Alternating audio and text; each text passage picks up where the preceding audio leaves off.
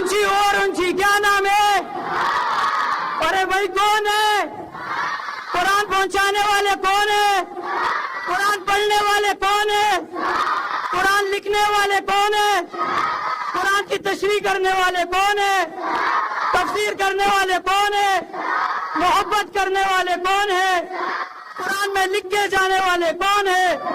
قرآن کی آیاتیں کون ہیں؟ قرآن کی سورتیں کون ہیں؟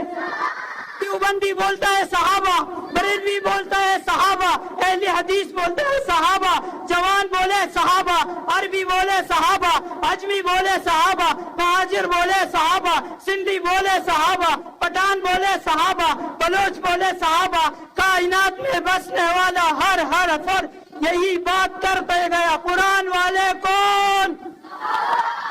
اِنَّا نَحْنُ نَزَّلْنَا الذِّكْرَ وَإِنَّا لَهُ لَحَافِظُونَ۔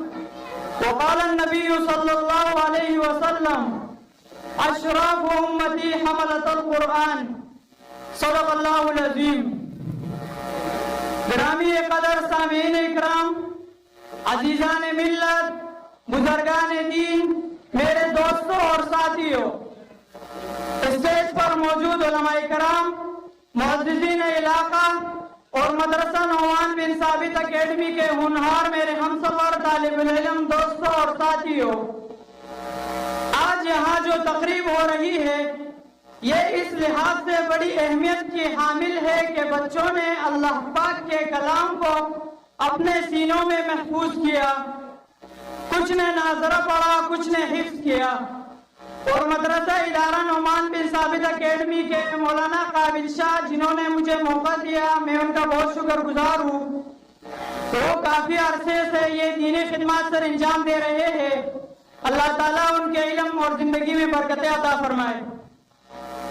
قرآن پاک وہ لاریب، لاجواب، مقدس اور عظیم کتاب ہے کہ ایسی کتاب دنیا میں نہ اس سے پہلے آئی ہے نہ اس کے بعد آئے گی۔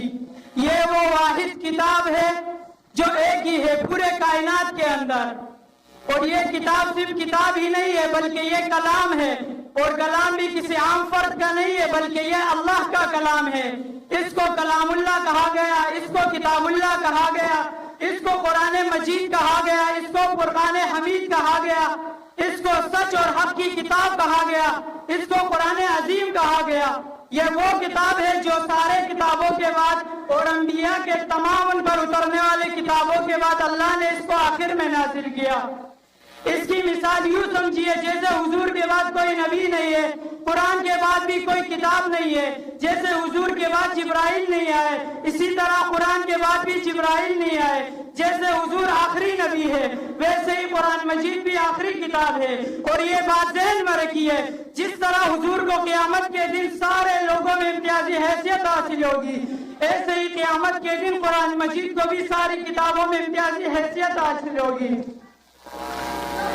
اسے نازل جسے کیا اسے اللہ کہتے ہیں، اور یہ جس جگہ میں آیا اسے بیت اللہ کہتے ہیں، یہ جس نبی پر اترا اسے رسول اللہ کہتے ہیں، یہ جو نصاب بن کے آیا اسے کتاب اللہ کہتے ہیں، جنہوں نے اس کتاب کو پڑھا ان پڑھنے والوں کو حزب اللہ کہتے ہیں۔ امام الانبیاء، سرور کونین، تاجدار مدینہ جناب رسول اللہ صلی اللہ علیہ وسلم ان پڑھنے اور پڑھانے والوں کے لیے ارشاد فرمایا، خیرکم من تعلم القرآن وعلمہ، تم میں سب سے بہترین وہ ہے جو قرآن پڑھتا ہے اور پڑھاتا ہے۔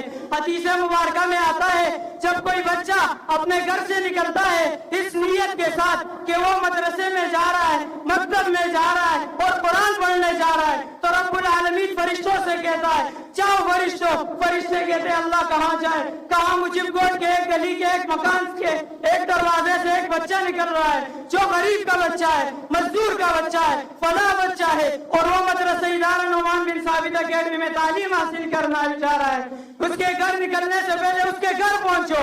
فرشتے کہتے ہیں گھر پہنچ کے کیا کرے، کہاں دروازے پہ کھڑے ہو جاؤ، اللہ دروازے پہ کھڑے ہو کر کیا کرے، کہاں جب نکل آئے تو اس کے پاؤں زمین پر پڑنے سے پہلے اس گلی میں اپنے پر بچھا دو، نیچے آپ کے پر ہوں گے، اوپر اس کے پاؤں ہوں گے، آپ کے پروں کو مسلتا ہوا مدرسہ ادارہ نعمان بن ثابت اکیڈمی میں پہنچ جائے گا۔ مجھب کوٹ میں رہنے والے بچوں اور ان کے والدین، ان کے رشتہ داروں، اپنے والدین سے بچوں یہ ضد کرو کہ ہم نے دین پڑھنا ہے، ہم نے कुरान पढ़ना है और वालिदैन से कहता हूँ कि इन्हें कुरान जरूर पढ़ाओ। दुनिया में कुछ भी बनाना चाहते हो बनाओ, डॉक्टर बनाना चाहते हो बनाओ, इंजीनियर बनाना चाहते हो बनाओ, सियासतदान बनाना चाहते हो बनाओ, लेकिन सबसे पहले कुरान वाला जरूर बनाओ। ये दुनिया की सारी डिग्रियां आपके कब्र पे रख दे तो कुछ नहीं होगा, और अगर एक बिस्मिल्लाह आपके कब्र पर खड़े होकर पढ़ ले तो आपके कब्र की जन्नत की खिड़कियां खुल जाएगी, महशर की शर्मिंदगी खत्म हो जाएगी। आखिरी बात करके अपने मौजू को खत्म की तरफ ले जाऊंगा।